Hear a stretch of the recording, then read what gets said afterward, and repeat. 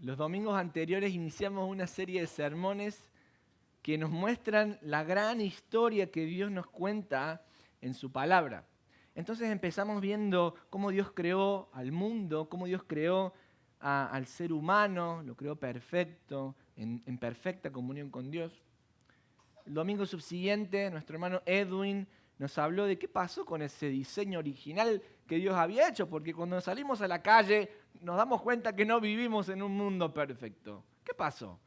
Y estuvimos hablando del tema del pecado. ¿Cómo fue esa primera desobediencia de Adán y de Eva y cómo el pecado fue pasando a toda la humanidad?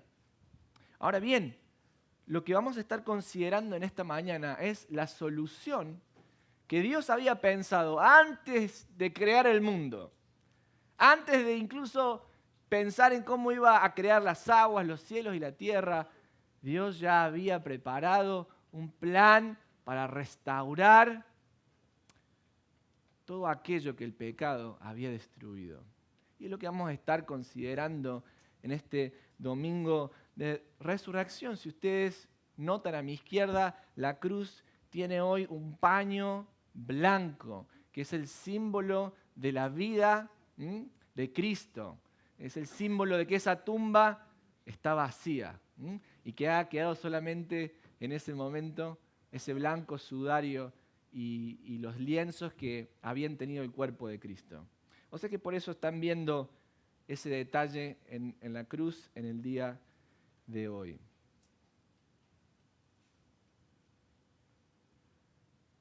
¿Estuvieron viendo las noticias en el día de hoy?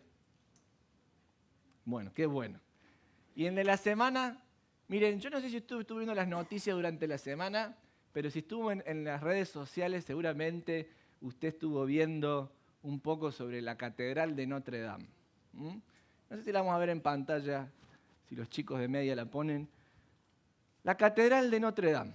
Ya me canso la Catedral de Notre Dame, la hemos visto tantas veces en las noticias. Preciosa es la catedral. Y en esta semana, no sé si fue el 15 de abril, que se incendió la cúpula y se quemó todo, se perdió toda esa parte de la catedral. Y saben que esta catedral que está en París es muy preciosa y está llena de turistas. Los turistas van constantemente a tomarse fotos, la selfie ahí con la catedral de Notre Dame. Es muy famosa por las novelas de Víctor Hugo, un escritor de la literatura francesa brillante del periodo del romanticismo francés, el que escribió Los Miserables. Ese es Víctor Hugo. Escribió otra novela que se llama El jorobado de Notre Dame. Y por eso esta catedral se hizo tan famosa, porque la novela de Víctor Hugo cuenta la historia de un jorobado que hacía sonar las campanas ahí en la catedral. La cuestión es que se quemó la catedral, se quemó. Y fue una conmoción ahí, la gente estaba llorando, gente iba ahí a ver, porque para los franceses es un tesoro nacional. Y leí un artículo de James McAllister, que pertenece al ministerio de Ravi Zacharias, y él estuvo mucho tiempo viviendo en Europa, pero yo diría, la reflexión que él hace es dos cosas. En primer lugar, se da cuenta del valor que tenía esa catedral para todos los franceses y para el mundo, porque es una reliquia de muchos años para toda la humanidad. Pero en segundo lugar, él reflexionó acerca de la impermanencia. Algo que uno ve tan precioso, tan bonito, todo lleno de piedra, uno dice, eso no se va a caer nunca. Eso va a quedar por todas las edades. Sin embargo, este escritor estaba reflexionando no solamente en el valor que tienen las cosas, sino también en su impermanencia. Lo que nosotros pensamos que va a durar para siempre, nos damos cuenta que en este mundo nada es para siempre. Y por más fuerte que parezca una estructura, está siempre sujeta a las leyes de la corrupción del mundo en el que vivimos. Y las cosas se van a destruir y las cosas se van a romper. Ahora, cuando pensaba en esto, pensaba un poco en mi vida también. Quiero que pienses también en tu vida. ¿No nos pasa lo mismo a nosotros? A veces pensamos, esta relación, este matrimonio va a durar para siempre, no hay nada que lo pueda destruir. Y usted no se lo espera, pero pasados los años de matrimonio, usted se da cuenta un día, lee ese mensajito de texto en el teléfono de su esposo, de su esposa, y encuentra que hay una infidelidad y ese matrimonio se prende en llamas.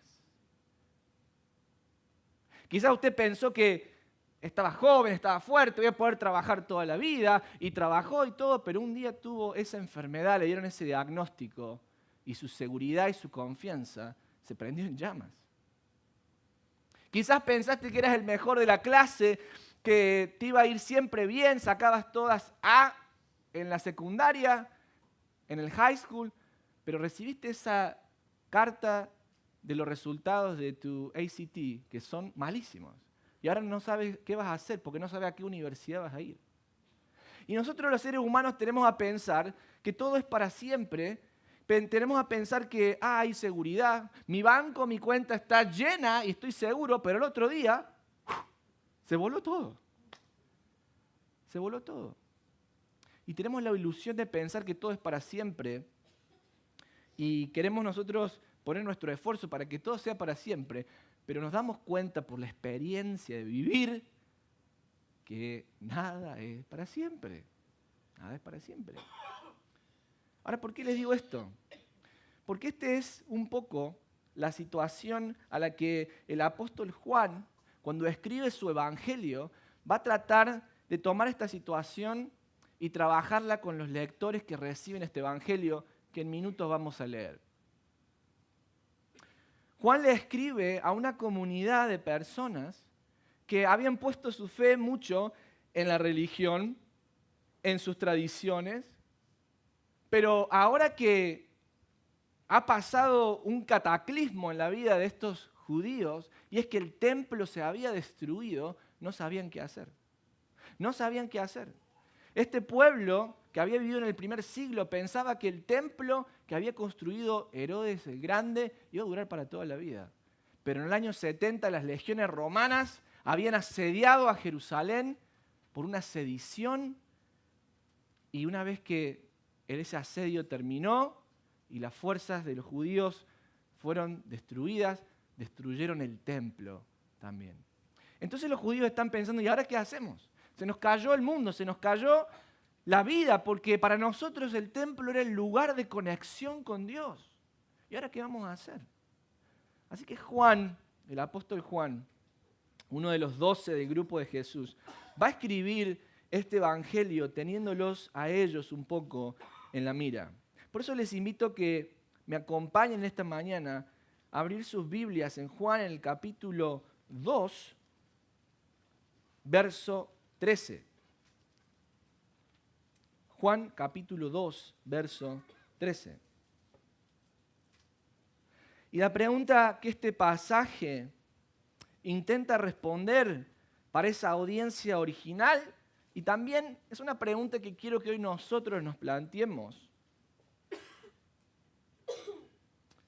tiene que ver con ¿dónde puedo encontrar un motivo por el cual vivir que trasciende todo lo que hay en este mundo? En otras palabras, ¿dónde puedo encontrar significado a mi vida? Cuando los judíos vieron que su templo, su catedral de Notre Dame, se había destruido, dijeron, no hay más esperanza. Porque el templo era donde ahí habitaba la presencia de Dios para ellos. ¿Qué sentido tiene mi vida ahora? Y quizás tú te estás preguntando exactamente lo mismo esta mañana. ¿Qué sentido tiene que yo viva? ¿Dónde puedo encontrar significado en esta vida donde solo veo las llamas de la tribulación y los problemas que constantemente están haciendo pedazos, añicos, esos sueños que tengo? Y si esa es la pregunta que tú tienes hoy, estás en el lugar correcto en el momento correcto. Porque vamos a descubrir lo que Dios tiene para decir sobre esa pregunta. ¿Dónde puedo encontrar significado a mi vida? Vamos a leer entonces Juan capítulo 2, comenzando en el verso 13. Voy a leer desde la Reina Valera, pero lo vamos a tener también en pantalla para los que quieran seguir la lectura. Estaba cerca la Pascua de los judíos y subió Jesús a Jerusalén y halló en el templo a los que vendían bueyes, ovejas y palomas y a los cambistas allí sentados. Y haciendo un azote de cuerdas, echó fuera del templo a todos, y las ovejas y los bueyes, y esparció las monedas de los cambistas, y volcó las mesas. Y dijo a los que vendían palomas: quitad de aquí esto, y no hagáis de la casa de mi padre casa de mercado. Entonces se acordaron sus discípulos que está escrito: el celo de tu casa me consume. Versículo 18. Y los judíos respondieron y le dijeron: ¿qué señal nos muestras ya que haces esto? Respondió Jesús y les dijo: destruid este templo y en 3 días lo levantaré. Dijeron luego los judíos: en 46 años fue edificado este templo, ¿y tú en 3 días lo levantarás? Mas él estaba hablando del templo de su cuerpo. Por tanto, cuando resucitó de entre los muertos, sus discípulos se acordaron que había dicho esto y creyeron la escritura y la palabra que Jesús había dicho. ¿Dónde puedo encontrar sentido, propósito, significado a mi vida? Este pasaje nos va a plantear algunos lugares donde no la vamos a encontrar, en primer lugar. Y después nos va a dar la respuesta. Comencemos con el pasaje. El versículo 13 dice: estaba cerca a la Pascua de los judíos. La Pascua de los judíos no es como la Pascua que celebramos hoy, que tuvimos un hermoso breakfast y después tenemos el sermón. La Pascua de los judíos era una fiesta que había instituido Dios en el Antiguo Testamento y que tenía que ver con la liberación del pueblo de Israel de la esclavitud de Egipto. Ahora, era una fiesta donde todo el mundo tenía que venir al templo. El templo, la catedral, estaba en Jerusalén. Así que los judíos de todas las zonas venían de millares a Jerusalén. Era el momento para estar ahí. Así como en agosto en Chicago tenemos Lollapalooza y se va a llenar de gente que viene a Lollapalooza. Bueno, nada que ver con Lollapalooza, Passover, la Pascua. Pero la gente se llenaba, Jerusalén explotaba. No había ni un solo lugar para quedarse a dormir. Nada, estaba lleno. ¿Por qué? Porque todo el mundo iba al templo a celebrar la Pascua. Y Jesús fue a la Pascua, pero cuando Jesús va a la Pascua, halló en el templo a los que vendían bueyes, ovejas y palomas y a los cambistas que allí estaban sentados. Porque en la Pascua se tenía que sacrificar un animalito como Dios lo había ordenado a Moisés, y con la sangre de ese animal estaban simbolizando que Dios les perdonaba sus pecados, pero que a través de la sangre de ese animal el juicio de Dios no caía sobre esa nación. Y es por eso que ellos pudieron salir de Egipto ilesos. Ahora, la primera pregunta que nos tenemos que hacer para contestar esta gran pregunta que nos hacemos es si puedo encontrar significado en la vida en la religión. ¿Puedo encontrar el significado de mi vida en la religión? Se hacía esta gran fiesta y estas celebraciones. Y se traía un corderito y se degollaba el corderito. Y con la sangre simbolizaban de que Dios estaba sacando al pueblo de Israel de la cautividad de Egipto. Y tenían todas estas tradiciones los judíos. El día anterior se juntaban en una casa y celebraban la Pascua y tomaban 4 copas y iban recordándole a sus hijos cómo Dios había sacado a Israel de Egipto. Ahora, la pregunta que nos hace el texto en este pasaje es: ¿puedo encontrar el significado de mi vida en la religión? La religión de esa época había llevado a producir hombres religiosos. Y los fariseos, que eran, vamos a decir, como los sacerdotes de la época, eran los que lideraban al pueblo en todos estos ritos religiosos. ¿Y qué habían hecho? Bueno, como venía tanta gente de tantos lados, ¿qué hacía falta? Corderitos y animalitos para el sacrificio. Así que le habían permitido a los comerciantes entrar al templo para vender los animalitos que hacían falta para el sacrificio. Y hubo un problema muy grande ahí entre el Sanedrín, porque muchos de los ancianos de Israel no querían que los comerciantes entraran al templo. El templo tenía que ser un lugar de silencio. El templo de Herodes tenía 3 patios: el patio de los hombres, el patio de las mujeres el patio de los extranjeros. Y Caifás, junto con Herodes, tomaron la decisión de poner todos estos comerciantes en el patio de los extranjeros. Bueno, que las cabras estén haciendo ruido ahí en el patio de los extranjeros. Los extranjeros no nos importan. Ellos no son tan importantes como nosotros. ¡Wow! ¿Qué tal la gente religiosa, no? Y también no solamente permitieron a los comerciantes que vendían animales que estén, sino también a los cambistas. Imagínense un currency center ahí, el currency center. Ahí que cambiaban monedas. ¿Por qué? Porque se pedía un impuesto para el templo en una moneda especial. Entonces la gente venía de otros lados, tenía otra moneda, algunos tenían pesos mexicanos, otros pesos argentinos, pero lo único que aceptaban ahí era el dólar, así que había que hacer cambios. Algo así. Así estaban los cambistas y cobraban su parte, ¿verdad?, por la transacción. El templo se había convertido en un lugar de mercado. Uno entraba ahí, bueno, ¿cuántos kilos quiere de carne, de corderito? ¿Cuánto le damos? Vendo aquí, vendo allá. El ruido de las monedas que cambiaban. No, me cobró, quiero un refund. ¿Cuál es la política para devolver? Este corderito no estaba bien. Había un lío ahí. Todo producto de la religión que el hombre había construido con sus manos. Por eso cuando el Señor entra, ve que hay dos problemas.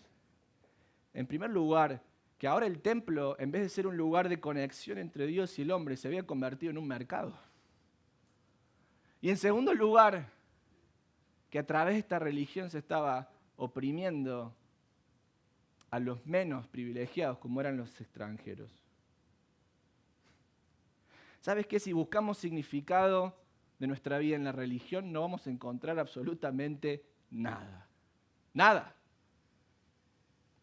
Mira, en España hay un pueblo que se llama Montserrat. Montserrat tiene una montaña bien alta. Y en el monte de Montserrat hay un monasterio. Uno tiene que caminar y caminar, bueno, o puede ir con el auto hasta ahí arriba. Y en ese monasterio, un lugar súper sagrado. Adentro de ese monasterio, de esa iglesia, hay una virgen que está bien en una posición alta, donde la gente literalmente paga para ir a verla. Es la Virgen Moreneta, que es la patrona del pueblo catalán. El pueblo catalán. Y es la Virgen Moreneta por las velas que se le prenden. Se prendieron tantas velas que el humo la hizo morochita, la hizo morena a la Virgen. Ahora, en ese lugar, al lado usted tiene un hotel, porque se tiene un hotel para quedarse, y después del hotel tiene un lugar que le cobran tanto por tomarse un tren para bajar, porque está tan alto que una vez que subió era como bajo. Bueno, pague tanto para bajar. Pero para ir a ver a la Virgen tiene que pagar tantos euros, y para comprarse la velita, le vamos a vender la velita también para que usted la prenda. Y esto es un comercio. Y va la gente ahí como turistas, se sacan fotos, con la Virgen ahí al lado, una selfie con la Virgen. Y eso es un comercio. Un comercio. Todo es un comercio. ¿Por qué? ¿Usted cree que la gente que va ahí a buscar conectarse con Dios se encuentra con Dios? ¡No! Se encuentra con un comercio de gente que ha fabricado una religión para buscar su propia ganancia. Y si usted viene hoy y su trasfondo es de la Iglesia Católica, para nada quiero ofenderle. Para nada quiero ofenderle. Pero déjeme decirle algo. Ninguna imagen hecha por el hombre, ni ninguna vela hecha por el hombre va a poder cambiar y transformar su vida jamás. Y usted va a dar su dinero, y su vida va a seguir igual. Va a volver a su casa después de haber comprado la vela, después de haber comprado la Virgen. Cuando uno sale del monasterio tiene un gift shop, y te venden la Virgen ahí, por las dudas. Y la gente va y la compra y se la lleva a su casa como si fuera una suerte de amuleto. A ver, esto me va a cambiar la vida. No le cambia la vida a nadie. Porque es un invento hecho con las manos del hombre. ¿Qué poder va a tener para cambiar y transformar mi vida? Ninguno. Mientras tanto, un montón de gente se ha enriquecido a costa suya y mía. Si buscamos el significado de mi vida, de la vida, en la religión no vamos a encontrar ninguna. Y esto no es solamente, bueno, ay, pastor, se agarró con los católicos. No, no me agarro con los católicos. Hay muchas iglesias evangélicas donde usted va y el pastor está ahí predicando y le dice, ¿quiere que Dios lo bendiga? Ponga 500 pesos y ahí Dios lo va a bendecir. ¿Ah? Sí, pesos no, mejor dólares, que pongan dólares. ¿Eh? Y Dios lo va a vender. Y es un comercio, usted entra a esa iglesia y hay un comercio. Si usted va a una iglesia así, por favor huya. Por favor salga corriendo. Porque la vida verdadera que Dios tiene para darnos no está en nada que el hombre pueda dar, vender o hacer. No está ahí. ¿Puedo encontrar el significado de mi vida en la religión? La respuesta es no. El Salmo 115, en el verso 4 al 8, nos dice, los ídolos de ellos son plata y oro, obra de manos de hombre, tienen boca, pero no hablan. Tienen ojos, pero no ven. Tienen orejas, mas no oyen. Tienen narices, mas no huelen. Tienen manos, mas no palpan. Tienen pies, mas no andan. No hablan con su garganta. Semejantes a ellos son los que lo hacen. Y cualquiera que confía en ellos. Si tú pones tu fe en una pieza construida por las manos del hombre, te vas a dar cuenta que vas a estar tan muerto como esa misma pieza que te compraste. Sea una virgen, un santo, lo que sea. Porque esa pieza de plástico, de metal, de cerámica no puede hablarte. Y cuando tú estás destruido por las circunstancias de tu vida, no pueden darte palabra de vida. Y tú lo vas a buscar, te vas a arrodillar, le vas a prender una vela y vas a seguir siendo el mismo que eras. Porque no pueden hablar. Porque no tienen una mano que te tome y que te saque del lugar en donde estás. No tienen poder. Y dice, y así de impotentes como esos muñecos son los que confían en ellos. ¿Puedo encontrar en mi vida significado, una vida verdadera en la religión? La respuesta es no. Bueno, si no la puedo encontrar ahí. La segunda pregunta sería, ¿puedo encontrar mi vida, el significado de mi vida en el dinero? Fíjense esta escena.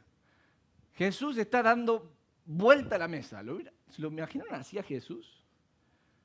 Generalmente nos imaginamos a Jesús como un hombre tranquilo, pacífico. Jesús está dando vuelta a las mesas, lo está tirando. Y dice la Escritura que toma un látigo y con el látigo empieza a sacar a los animales. A los animales. Afuera del templo.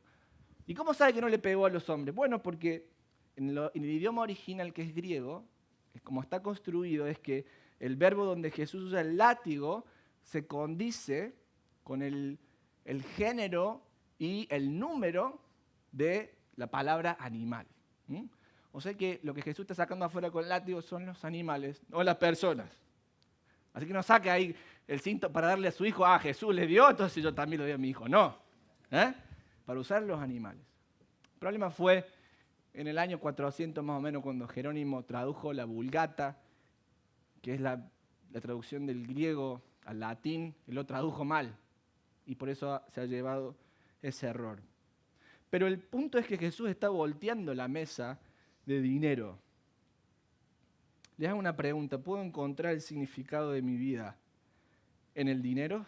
Bueno, muchos de ustedes quizás piensan, bueno, si tengo más dinero, entonces voy a ser más feliz. Y parece ser lógico, ¿verdad? ¿Por qué? Porque el que adquiere dinero, en definitiva, está adquiriendo poder. Y cuando tengo poder, ¿qué puedo hacer? Lo que yo quiero hacer. Puedo comprarme esto, puedo extorsionar a mis hijos, si no estudias no te doy esto. Cuando tengo dinero me puedo comprar un buen traje y entonces la gente me respeta. Cuando adquiero dinero, en definitiva, es la ilusión de adquirir poder. Es la ilusión de darle a mi ego poder para que yo haga lo que yo quiera. Ahora, déjeme que le diga algo. ¿Se acuerdan de los egipcios? Hicieron pirámides fantásticas. Y en esas pirámides eran tumbas. En esas tumbas, ¿qué hacían la gente?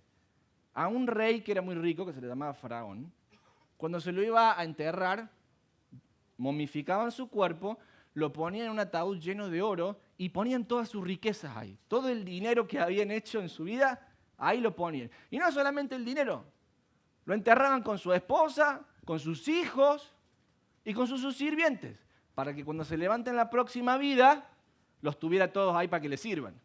Qué bonito el faraón, ¿no? ¿Cómo pensaban los demás?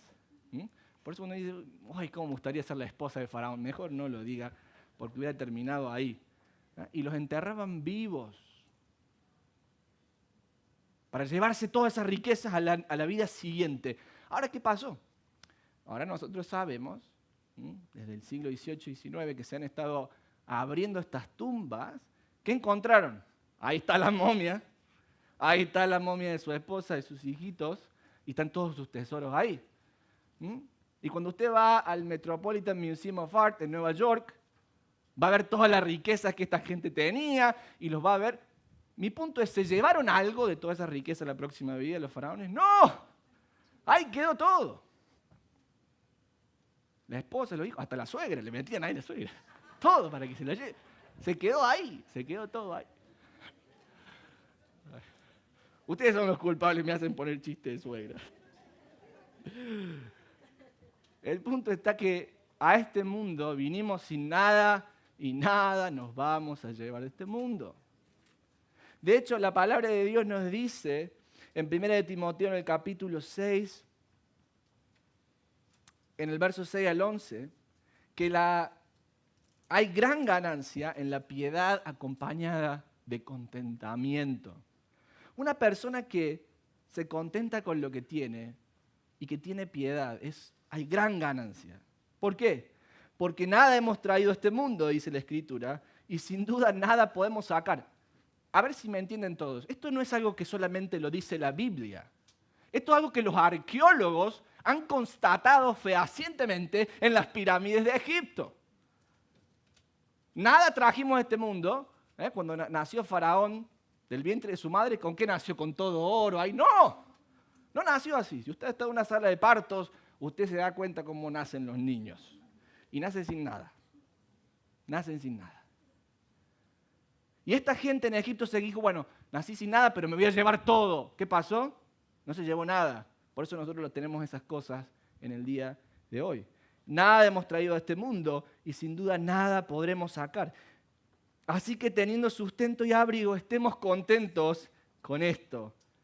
Porque los que quieren enriquecerse caen en tentación y lazo y en muchas codicias necias y dañosas que hunden a los hombres en destrucción y perdición. Escuchen esto, porque la raíz de todos los males es el amor al dinero, el cual codiciando a algunos se extravían de la fe y fueron, escuchen esto, traspasados con muchos dolores. Muéstrenme una persona que ame el dinero, no una persona rica. Podemos tener riquezas, pero muéstrenme una persona que ame el dinero y que no esté constantemente en dolor y en aflicción. Más tienen, más cargados se sienten. Más tienen, más quieren. De hecho, había una competencia ahí de billonarios a ver quién daba más millones para reconstruir la catedral de Notre Dame. No, yo soy más rico, voy a dar más dinero. Si algún día quieren hacerlo con el pastor, yo lo recibo. Una broma. El punto es que el amor al dinero causa dolor, nos esclaviza. Para nosotros servir al dinero tenemos que dejar la vida. ¿La vida con quién? La vida del tiempo con mi esposa, con mis hijos. Una persona que vive amando el dinero es una persona que no está nunca en la casa. Es una persona que sacrifica a sus hijos. Claro, después los hijos, 10, 15 años, se hicieron grandes y esta persona se dio cuenta, ¿qué hice? ¿Qué hice? Estuve preso del Dios del dinero. Voy a volver a buscar a mis hijos. Sus hijos no quieren saber nada con él. Lo miran como un extraño o con ella. ¿Por qué? Porque lo sacrificó por el Dios del dinero. ¿Cuánto dolor nos causa vivir para las riquezas? ¿Por qué? Porque el que ama las riquezas siempre quiere tener más. Y lo ve al otro que tiene un poquito más y el corazón se le llena de envidia. Por eso la pregunta, ¿puedo encontrar el significado de mi vida en el dinero? La respuesta es por supuesto que no. El camino del dinero, lo único que lo va a llevar es a tener dolor tras dolor tras dolor. Quiero ser categórico en esto. Hay pseudos pastores que se llaman pastores que predican un evangelio de la prosperidad. Dios quiere que tú prosperes en tu vida y te hagas rico. Ese es el significado de tu vida. Y Dios te va a ayudar.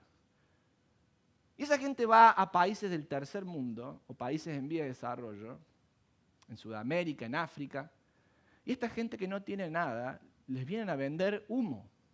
Sí, ustedes pongan tanto dinero porque Dios los va a bendecir para ser ricos. Ellos se enriquecen y empobrecen a los demás. El significado de la vida no está en hacer dinero. Ten cuidado con esto. Bueno, entonces no está en la religión, no está en hacer dinero. La tercera pregunta que nos podemos hacer es, ¿puedo encontrar significado de la vida en las apariencias? ¿En la fama? ¿En el respeto? Miren, es muy interesante que Herodes, que era el rey de esa época, y su familia antes que él habían construido este templo. Ahora, Herodes era el rey, era un rey, por así decirlo, de los judíos, pero sobre él estaba el Imperio Romano en esa época. Y había un solo César.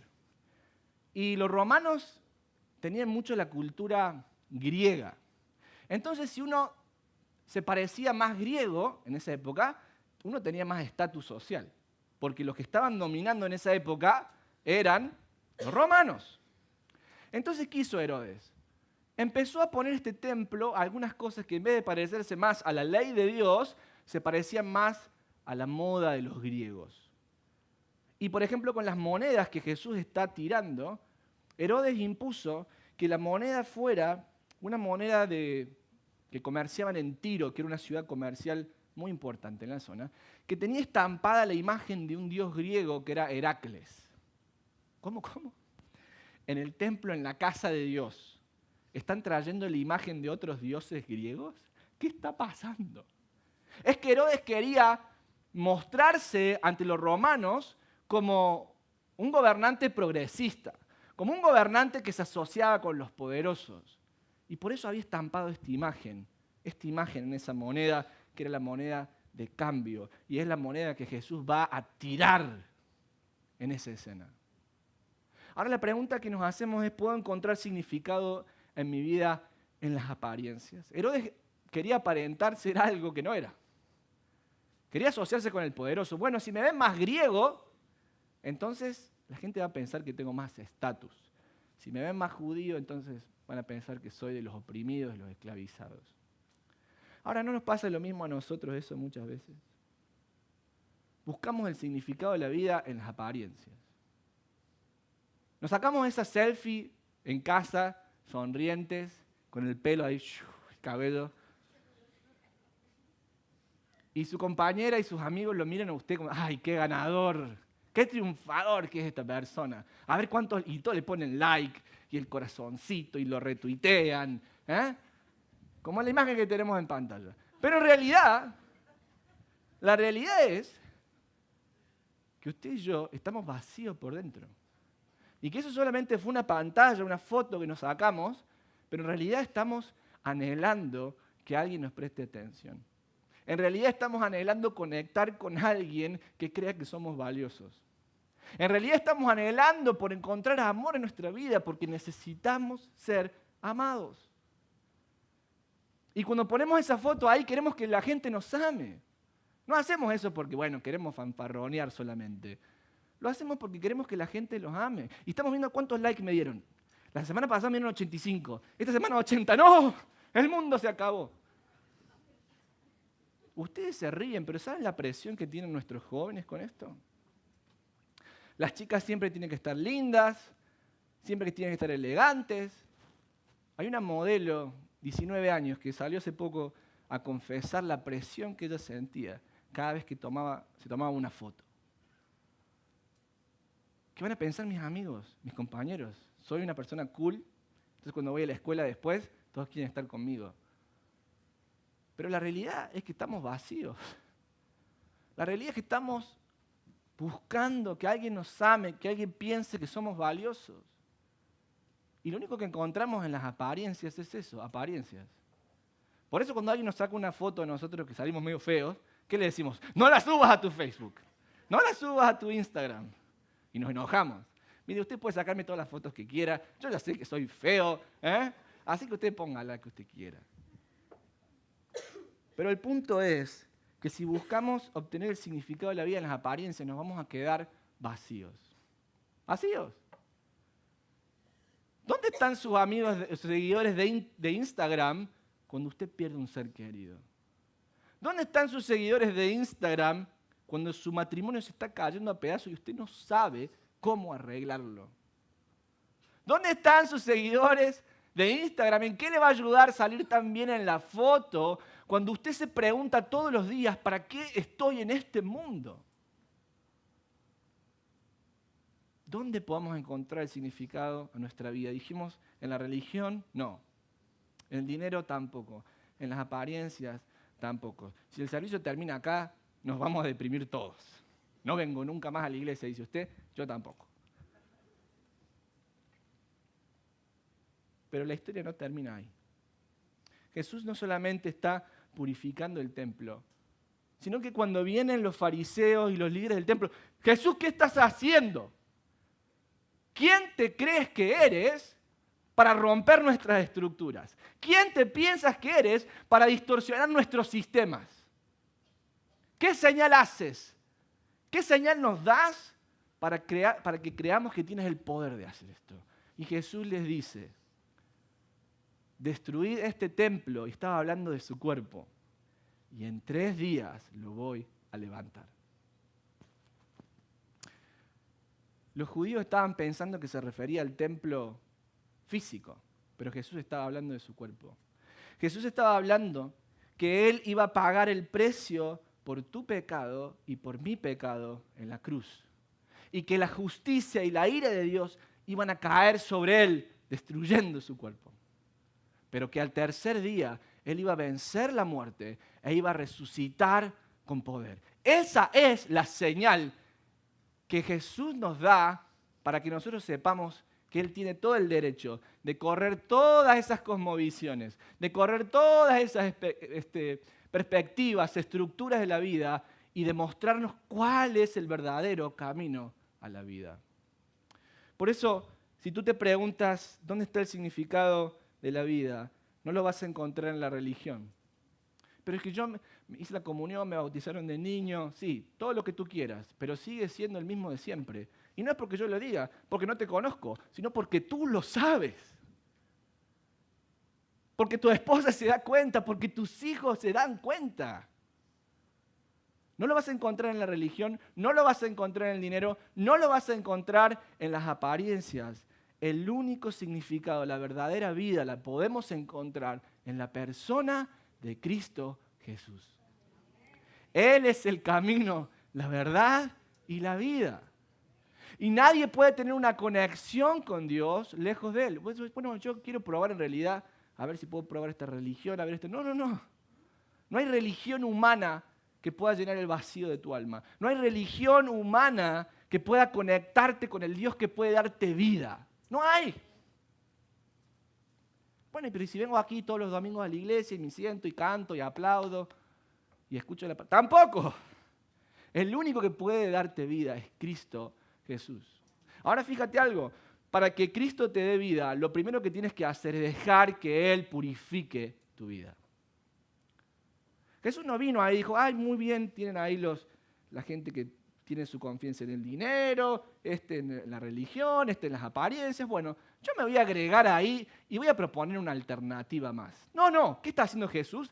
Está tirando, sacando las otras alternativas, porque Él es la única alternativa verdadera.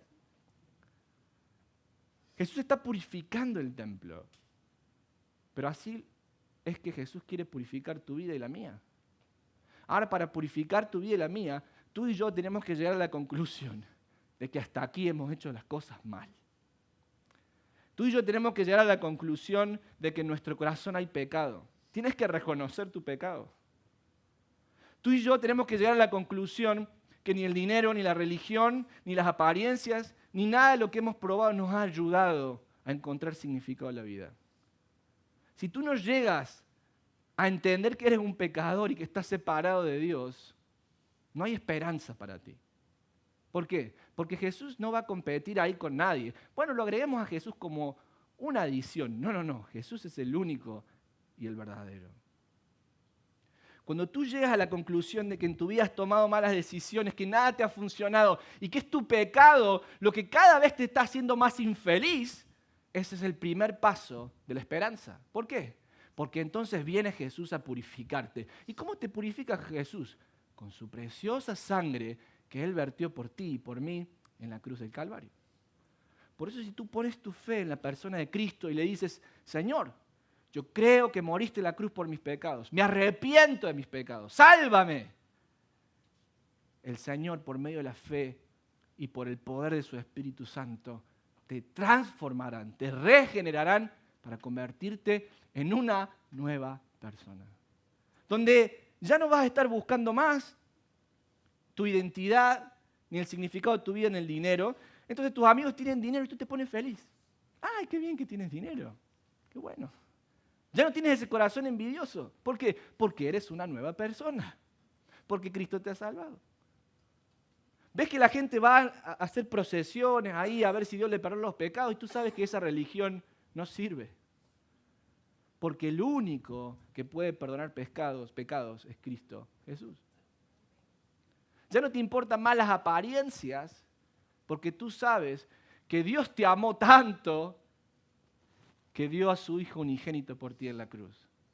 Entonces si los otros se ponen ahí a aparentar a ver quién tiene el mejor carro del año o no, a ti no te importa, porque tú sabes que Dios te ama profundamente.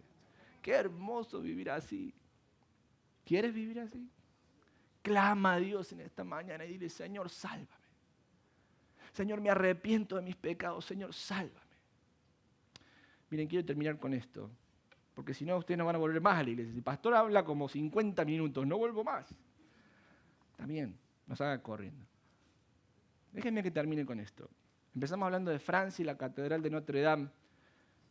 Más o menos unos 200 años antes, en esa catedral estuvo en Francia un personaje muy importante para todos los franceses. Y es el emperador de Francia, Napoleón Bonaparte. Si uno va al Museo Louvre en París, hay una pintura que tiene 6 metros de alto por 10 de largo. Quizás esté en pantalla. Esa pintura que es tan fascinante, que uno se siente tan chiquito cuando está ahí, muestra la coronación de Napoleón Bonaparte. Y en la escena, Napoleón está rodeado de el Papa, con todo el clero de la iglesia, con todos los hombres poderosos, los gobernadores, príncipes de otras naciones que han venido a esa gran ocasión. Y en la escena, Napoleón está coronando a Josefina como la emperatriz de Francia. ¿Está presente la religión ahí? Claro, está el Papa y toda la Iglesia Católica. Y el Papa está ahí bendiciendo esa coronación. Estamos hablando de algo que pasó en Notre Dame, más o menos unos 200 años antes, 1800 y algo. El pintor es Jacques David, el que lo pintó. En varios años lo pintó. ¿Qué le importa a usted eso? No sé, no importa. El punto es que está la religión ahí, sí está presente. ¿Está presente el dinero en esa imagen? Sí, miren la joya, la realeza, la pompa de ese momento. Yo digo, yo quiero ser Napoleón ahí, ¿no? ¿Quién no quisiera ser Josefina ahí, de recibir la coronación con todas sus damas de honor, viéndola en ese momento? ¿Está presente el dinero? Está ahí. ¿Están presentes las apariencias? ¡Ah! ¿Qué no están presentes? Mire la fama. Y quizás usted está pensando, yo quisiera sacar una fotografía en mi vida y que fuera ese momento, coronándome ahí, como el rey de mi propia vida. Ahora, ¿sabe qué? Si usted se va del Museo Louvre y va al Museo de los Inválidos, hay una catedral grande donde están los restos de Napoleón. Y es preciosa. Pero y le han hecho imágenes, y está la catedral, y hay un pozo grande, ahí está el ataúd donde están los restos del emperador. Yo me hago una pregunta. Cuando usted ve eso, ¡ay, qué precioso! La religión. el dinero, la fama y la apariencia. ¿De qué le sirvió a Napoleón? Está ahí. Bueno, sus restos están ahí. Su espíritu debe estar en el infierno, pero su cuerpo está ahí. Ahí está. ¿Se llevó algo de la fama? ¿Se llevó algo de dinero? No se llevó absolutamente nada. Pero hay otra imagen con la que quiero terminar en esta mañana. Y es la imagen de la tumba vacía de mi Salvador, el Señor Jesucristo. ¿Usted ve dinero ahí? ¿Usted ve religión ahí? ¿Usted ve poder, apariencia ahí? Yo veo una tumba vacía. Pero esa tumba vacía es la señal más grande de que nuestro Salvador vive. Y que es un Dios vivo y verdadero. Y que Él no necesita ni el dinero, ni la fama, ni la religión. Él es la vida. Él es la luz. Cuando veo esa tumba vacía, me doy cuenta de que como mi Salvador vive, Él me ha dado esa vida a mí. ¿Somos perfectos los cristianos? Por supuesto que no. Pregúntenle a mi esposa. Le va a decir la verdad. Pero tenemos la vida que Cristo nos ha dado. Este es el mensaje del Evangelio. Que Cristo Jesús, el Hijo de Dios, murió en una cruz por nuestros pecados, que fue sepultado al tercer día, que resucitó al tercer día, con gran poder y gloria, y que vendrá a juzgar a los vivos y a los muertos. Ese es el mensaje del Evangelio.